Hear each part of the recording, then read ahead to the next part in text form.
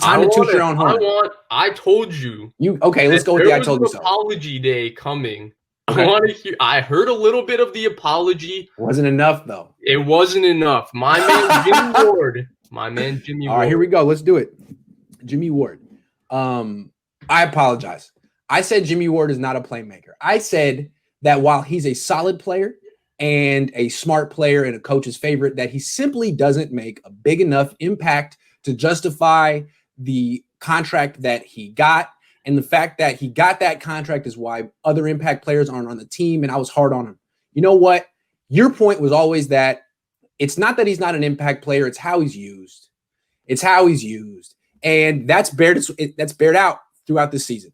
The more that he gets involved near the line of scrimmage, the more of an impact he makes, the more of a playmaker he is. And what I would like to say is I'd like to revise my stance on Jimmie Ward. He is an impact player, as Patrick Willis tweeted last night. He is a playmaker, but I think he's best suited near the line of scrimmage. I understand you don't want to play him there all the time because he's built like a corner, but he plays like a strong safety. He's terrific in the underneath zones. He forces fumbles. He's terrific in coverage. I don't think he's necessarily an impact player playing deep in the middle of the field. That's fine. You don't have to be an impact player in every single facet of your position. Just be good in most of them. And he clearly is. Jimmy, I take it back.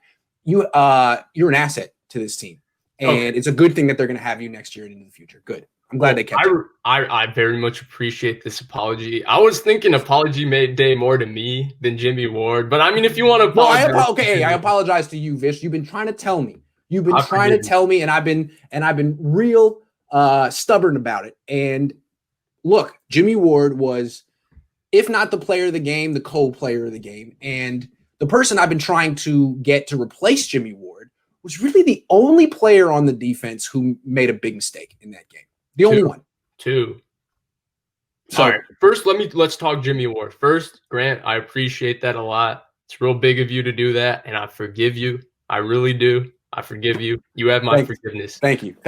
All right. Second, you absolved me. With Jimmie Ward yesterday, how he was used was the key, right? He was used more near the line of scrimmage. They had him on man sometimes against Woods and Kupp. He did that. So he was kind of the enigma of where's Jimmie Ward going to be in this defense. They had him, and he was everywhere. That's where he was. He was everywhere. He was playing outstanding. I do want to push back on one point you made about the center field thing. I think there's nuance to that. I mean, if you're Ed Reed, then yeah, he's going to make plays wherever you put him. But if you put a guy in center field, like if you stick Tarvarius Moore back there and the way they play defense, you're not going to get the most out of Tarvarius Moore because his job is not to get beat over the top first. His job is to protect everybody in front of him. And so it's very difficult to make plays when you play defense that way. And the Niners it's bared out that it's an excellent way to play defense. What I would say is that with Jimmie Ward, yeah. With Jimmie Ward, what I will say is that that point about center field, like I think Minkah Fitzpatrick is the prime example of this. He was totally misused with Miami, and Miami has a great defensive scheme, but he didn't fit that scheme. Now he goes to Pittsburgh, and yes, he does play the center field safety, but what they do is they let Minkah Fitzpatrick be the one that picks off crossers. So the Niners defense, the way they deal with crossers is that their linebackers drop in underneath zones to drop under the crossers. Right, because they're playing cover 3, not cover 4. Yep, right. With the Steelers, they let Patrick jump the crossers, and if they're playing single high, they make the backside corner chase, make the 20-yard shift, and play the deeper zone. Well, Jimmie Ward doesn't do those things. So there's a lot of nuance and scheme as to how which guys make which plays. There's a lot of it. That's why the linebackers on the 49ers make a lot of plays because they're jumping under crossers. So I feel you. And look, I'm going to give you the opportunity to gloat and to say I told you so and all that because you get it. You're right.